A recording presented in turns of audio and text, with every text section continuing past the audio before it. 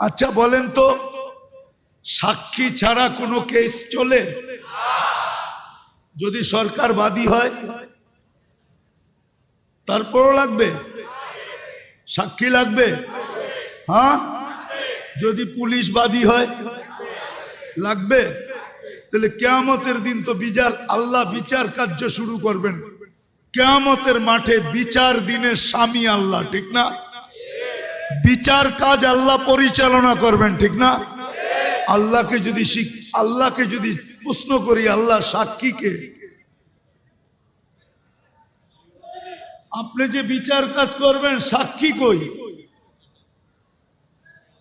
জবাব কি আপনাদের কাছে?